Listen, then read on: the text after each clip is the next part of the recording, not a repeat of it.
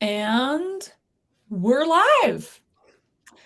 So, welcome back for another episode of the Unplanned show. And with me today is Hadijah Creary. Hadijah, say hello. Hi. Hadijah, Senior Product Marketing Manager for our Customer Service Operations products at PagerDuty. And so there was a conversation she and I were having a couple weeks ago that I was just basically like, time out, hold the phone. I really want to hear the rest of this, but I'm like, but what if we just recorded it as you were explaining this to me? Because I bet it's going to be really juicy and interesting. So that's kind of what we're here to do today. Before we dive into that, I just want to cover, we've got some upcoming episodes. We've got the replay up already from episode 1 with Damon Edwards. You can find it on the PagerDuty YouTube channel. Next week, we have a pause for Juneteenth. Next Monday is June 19th. And so at PagerDuty, we follow the Juneteenth holiday, and that is a day off for PagerDuty employees. So we'll be taking a break. Then we'll be back the following week, June 26th. We're going to have a trio of guests, Leor Engel, Ben Biegelman, and Everaldo Aguiar. And they're going to be talking about some learnings from working with generative AI and large language models. So that's going to be super interesting. Then we have another break after that for the July 4th holiday. And then we'll be back on July 10th with Sriram Subramanian from Microsoft, who'll be talking about responsible generative AI from a great talk he gave at GlueCon a couple weeks ago. And then the week after that, July 17th, we have James Urquhart from VMware talking about flow architectures. And I think there's some really interesting crossplay into how that helps us with unplanned work when we kind of have things oriented around the flow of events. And so stay tuned for more of those, or tune back in, I should say. We're doing these Monday, 1 p.m. Pacific time, 4 o'clock Eastern, here on the PagerDuty Twitch channel. Today, we are also experimenting with LinkedIn Live. So we'll see how that goes, feedback on what that experience is like. I will also add, it's not an unplanned show, but we do have kind of a late-breaking fun demo coming together. So tune in again tomorrow at 8 a.m. Pacific time, 11 a.m. Eastern, Tuesday, June 13th. Here on the PagerDuty Twitch channel for a demo about how to operationalize artificial intelligence. So it's a really cool kind of end-to-end demo following kind of what happens in the breakdown of a data pipeline feeding your model refresh process. So come on back for that. But today we've got Hadijah. So let's go back to how this all started. Yeah. And I think it was right around, about a month ago or so was the Gainsight Pulse conference in San Francisco. Hadijah, I know you went out for, and you were having some conversations, and you were starting to kind of talk through this sort of breakdown between customer success and customer service. And I was like, I can tell where this is going, is like, this is a question I really want to hear the answer to, because I've worked at so many organizations that have teams that have these names. And it's like, what is the difference actually? Like, how should we think about these two different teams and kind of what their goals are and where they sort of fit into things? So I just thought, let's just start there and see where things go. It's a good place to start, because I think at Gainsight they're so focused on customer success, and I run customer service operations. That's the world that I've been working in, and there's the idea of, do they live on the same street? Where do they fit? And I'm going to use a lot of analogies about streets and coins and umbrellas and all of that stuff, because that's where my mind goes. So when we started talking about it, it was a lot around customer success. What do they do versus customer service? What do they do? And so for me, it became an umbrella analogy where they're both under the same pitch of customer experience. And customer service teams are really working in that everything is right now. It's a real-time operations, PagerDuty, and they're solving those kind of immediate problems. A customer calls in, there's something wrong, they need to get it fixed. you need to connect those teams. You need to connect your customer service teams with your DevOps team to make sure that things are, are fixed immediately and you're on the right track. And then customer success, they are on the peacetime side of things, where they're more not worried, but they're more concerned about churn and downgrade and how to keep their customers happy. They're more in the strategic section of the strategic side of the fence, let's say. They're more concerned about making sure that their customers are very happy with the product that they've bought and the things that are working as it should. They're not so concerned about the first line of defense. They're more concerned about, how do we build out your business? How do we keep you going? How do we help you build your plan? And so those are the two sides, but they really do work together very well, because they both kind of need each other in order for the, again, customer experience to be at the top of mind. Okay. As much as it's like, we don't want to make the sort of the war analogies, but I do think that resonates, right? Like, one is, you've got a little bit of a reactive experience versus a proactive experience. Was that fair?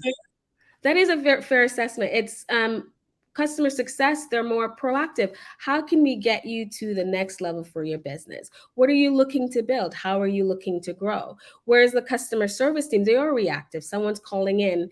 I think the stat is 51% of customers find out about customer impacting issues directly from their customers. They're dealing with that. And it's very reactive. How do I help you? How do I help you now? As opposed to how do I help you 6 months from now? Okay. So what happens when those teams aren't collaborating or they're not in communication? I think for customer success, if they don't know that something had happened with their customer and their customers had an impact, they're left in the dark in terms of how to support them in the long term. Whereas if they're both on the same, they both use the same data, they both use the same information, they can keep each other informed about what's going on.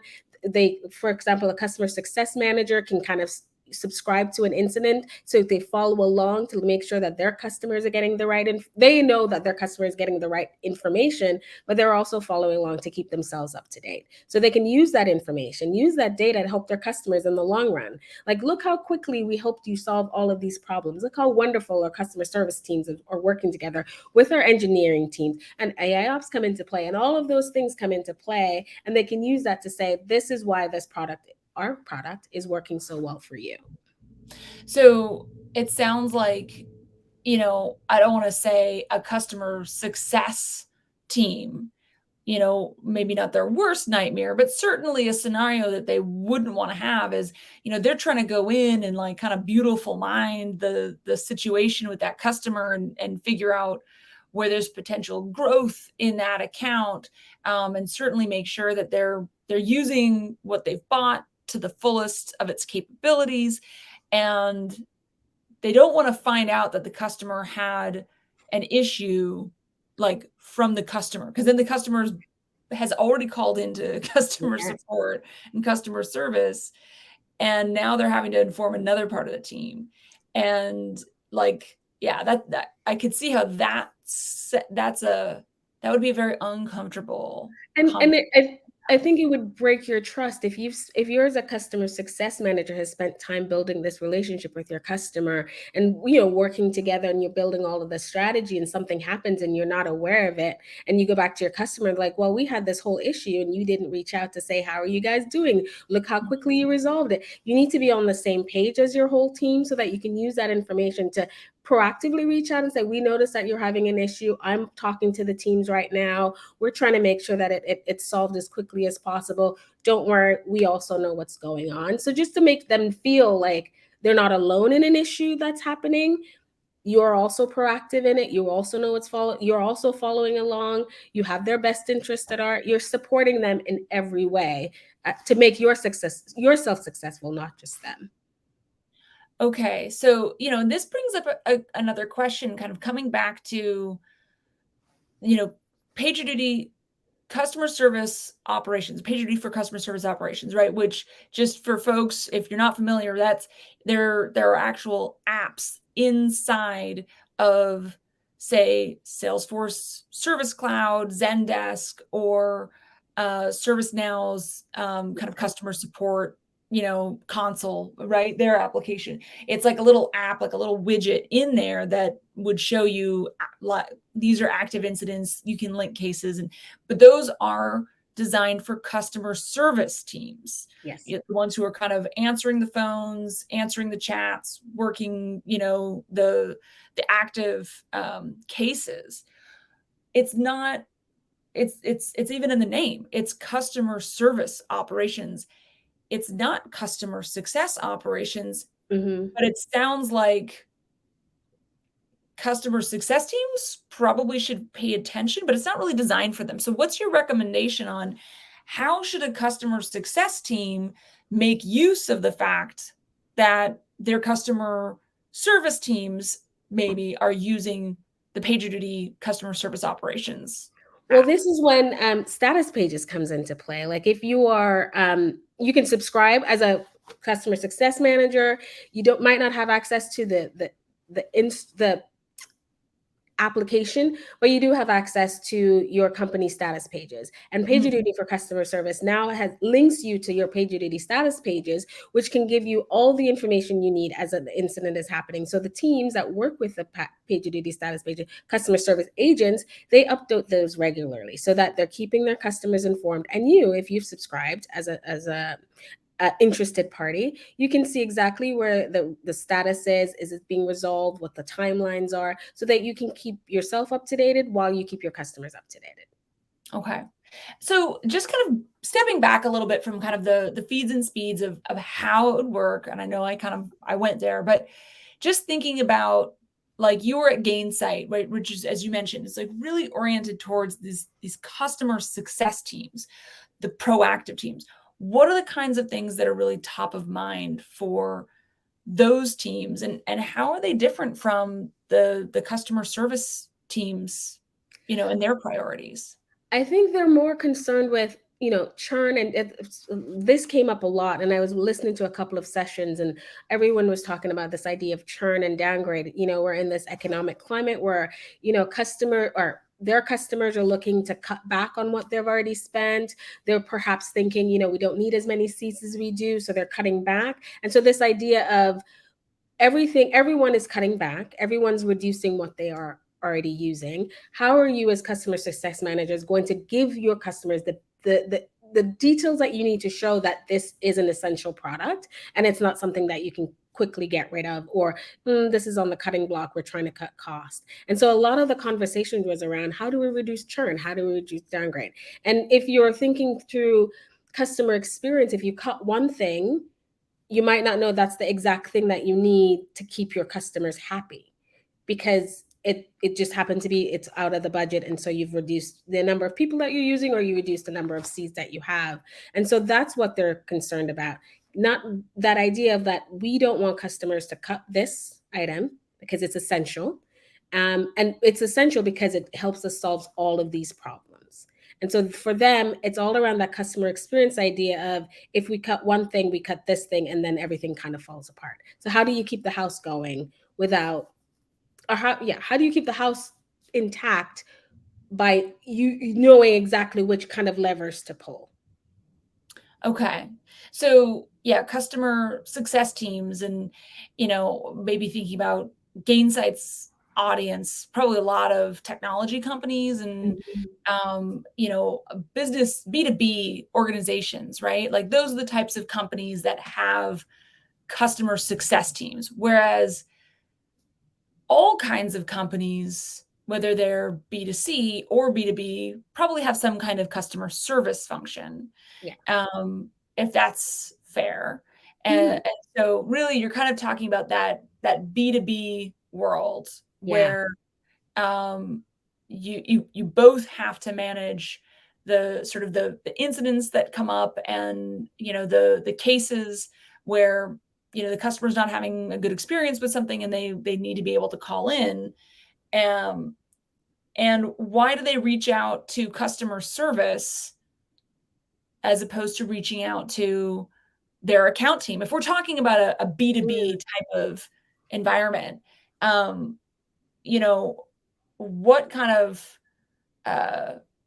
prevents a customer success team from getting pulled into handling some of these customer support and customer service cases, and allows them to kind of they want to stay informed of that, but they really want to be focusing on like, what is, the strategic planning for this account, for example. So if you're a company and why you're reaching out to customer service is that you need help now. It's Mm-hmm. not so much as it's something's happened, your background is down, people can't check out, people can't do the things that they need to do on your website, and you're losing money. And so you're Mm-hmm. reaching out to customer service to say, this is broken. I'm not sure what we did. I'm not sure what's happening. Can you help us? And then the customer service teams are pushing that to the engineering team to say, hey, this is a P1. You need to get on this. And everybody gets pulled in and you kind of solve those problems. And then for the customer success side of things, they're just wanting to make sure that if there is a P1, they're informed. And they Right. want to know the data behind it. And I think that's one of the things that they can work together on, the customer success and the customer service team, is the data. How do you use the data to help you deal with churn? How do you say, these are all the things that's happened in your product in the last 2 months? These are how we helped you. These are all the data that shows your CSAT scores were so great, your MTTR were so low. We're helping you with resolving these as quickly as possible, and using that data, taking it back to the customers and saying, looking at the strategy behind all of this, how do we help you how we're helping you improve all of these things in the next, and we helped you in the last month improve all of these things. Here's how we can help you in the next 6 months to even you won't even see these as a problem going forward. So Okay. I think the data is one of the things that kind of links both teams together, using it to help you with your churn. First, the customer service team would use it to help them say, our CSAT scores are so low because of this. And then the customer success can use it to say, look how great our teams were helping you solve all of these problems. This is why you need us. Yeah. Is it fair to say, like, because I think customer service, like the folks who, answer the phones when something is down, when something's not working, and these days, they're also responding to, emails and chats and like the kind of omnichannel customer support and customer service. That's sort of been around a long time, and I think as we're all inherently consumers, we all kind of know what that is because we've all probably engaged with those teams for something at some point, whether it's your, health insurance or the pharmacy, or, like a media service you're using, telco, what have you. Like we've all done that. We've all opened a ticket that way. But the notion of customer success, right? Like from what you described, like these kind of much more proactive teams, seemingly more focused on more of these kind of in business to business relationships. Is it sort of a new emerging field? Is this sort of like a new area, that's kind of grown up? Like I've certainly been hearing about it more and more in the last kind of 5 years or so, but maybe I've just missed something. I'm also new to this. Like when I started customer service, I'm very aware of the agents and what they do and how well they have to kind of keep everything running. And customer success, I don't know if I want to say it snuck up on me. Maybe that's but learning exactly what it is that they do. And I think they came around because we're all in this B2B and we're all online and everything is digital. And everyone's buying SaaS products, and well, a lot of companies are buying SaaS products. And so as we tap into this digital online world, you need people to help you be strategic in how you deliver those Mhm. products and help you grow. And so and I think the name says it all. Their customer success, they're helping their customers be successful. If you bought a suite of products and you don't know how to use them, or you're unsure of how to tap into the best benefits of them, your customer success teams can help you do that. They're there to help you win. Whereas Yeah. the customer Well, service teams are there to help you in your day-to-day if you need them. right. And I think like you're kind of hitting at something also with just at least looking at sort of the software industry and the shift from selling, license and maintenance to shifting to SaaS, shifting to subscription based business models. Really, whether it's software, or it's anything else, anytime you're delivering that service as a subscription, to your point about, looking at churn, it's a recurring revenue model, Mhm. and you really have to focus on that renewal, right? Like the whole business model is built on this notion of not just selling a customer the first time, but how do they renew, right? And that becomes it's a change in the business model, which I do think has been certainly a shift across the software industry in the last 10 years. More even for installed software, more organizations shifting to that. And so it seems like this kind of goes hand in hand with the rise of that business model. Yeah. Is also the need for teams that are really they're focused on that post-sale Yes. relationship with the customer.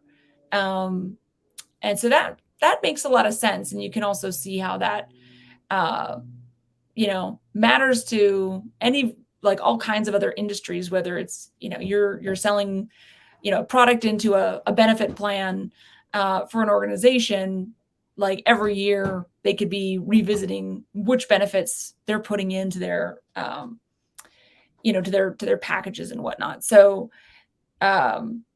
yeah, I think that I now have kind of like a mental model for what are these customer success teams versus customer service teams. Mhm. Anything else that kind of that comes to mind in terms of just how folks should think about it, and then if you had something to say for, hey, some of the emerging best practices for customer service teams versus emerging best practices for customer success teams. You talked about having access to the data in order to be able to build your plan from a customer success perspective. What would those best practices be? I think so for customer service teams, I think the idea is we want to get them to be more proactive as well. Like they can see one issue, one case that comes in and being able to link that case to an issue that might already be open from the engineering side, but we haven't given them we are now giving them the data to see more of what's happening in the back end. And so as long as for myself, I think the important thing for customer service agents to do is to be more proactive. How do we spot something that's already happening, know that it's not just a one-off, link it to an incident that's already happening, and then follow that from start to finish? And giving, I think there one of our DevOps advocates here, she does a great talk called Happy Agents, Happy Customers. And that idea that once your agents are happy and they're proactive and they have the information that they need, once they're happy, then your customers will be happy, and that gives you better customer experience. And so I think that's one of the wonderful things about PagerDuty for Customer Service. We give those teams all the tools that they need to be proactive, to look at the bigger picture, to understand that engineers are not just over there by themselves, but you can also help and give them information that they need. And then for customer success, I'm still kind of digging into how we can help them. I'm not sure if the customer service operations product that we sell is it's not meant for them, but how do we kind of give them the data that we have? How do we pull them in so that they understand, so they're not also, again, over on a silo by themselves, not really talking to engineering, not really talking to customer service agents, but just this is what I'm focused on and this is the only thing that I need, but giving them the information that would kind of pull them in to make it one team, not just three separate teams all functioning separately. Yeah. And I imagine, like, how much can that visibility and Yeah. access to data be automated? Because Yes. like what you described makes sense, but if you're a customer success leader or executive, right? Like, and you're managing some number of accounts, like manually going and pulling, okay, how many cases did that customer A file this month? How many, what happened to each of those? And that the more manual that is, the more Mhm. inefficient that sounds for what is, like, as you described, like customer success teams during sort of the challenging economic times, are under a lot of pressure from their business leaders. Like, yeah, you've got to make sure that you're helping our customers be successful so that they are staying with us. They're probably under a lot of pressure right now. So, They are, how yeah. that work become less manual? I guess that's the question that this is leaving me with, which is, Well, and I think one of the things that can help with that is, we have status pages again, and you can subscribe. For example, these are the customers. This is your list of customers that you're responsible for, and you can subscribe to their status pages to understand as soon as something happens, you get an email or a Slack or whatever method of communication you choose, and you're following along to let you know that my customers are in this situation. And by using that information or that data, you can, again, the whole idea, I think, is the idea of proactivity. How proactive can I be with my customers? How can I see things before they see it so that I'm helping them solve their problem, hopefully before they become a bigger problem? And then helping the customer service teams being like, oh, this is my customer. Let me know if there's anything else that comes up. Or can you give me all of the data on this so that I can kind of go back to them and say, hey, the team's on it. It should be another 5 minutes. Yeah. Again, all the teams are we're all kind of connected in that we're supporting this one customer. And if that one customer can have a great experience, then I think we're all successful. Yeah. Well, I love those kind of just parting thoughts. Customer service teams kind of become the trend spotters, which, sounds like you're like a Instagram influencer or something. I love it. But yeah, be a trend spotter. And then customer success is like, don't be siloed, get the data. But across all of it is, hey, for a better customer experience, you have to get more proactive. Well, thank you, Hadijah. This has been enlightening. I feel, dangerously armed to try to speak to this. Just to kind of remind folks as we wrap up here, we do have those upcoming episodes of the Unplanned show. Next one, June 26th, looking at learnings from building with generative AI. July 10th, with Sriram Subramanian on responsible generative AI. And July 17th with James Urquhart on flow architecture. And there will be more episodes getting planned. Yes, even the Unplanned show has to do some planning coming up. But tune back in tomorrow at 8 a.m. June 13th for a really fun end-to-end demo on operationalizing AI. Hadijah, thank you again, and thank you all for joining. Thank you. That was fun. Bye.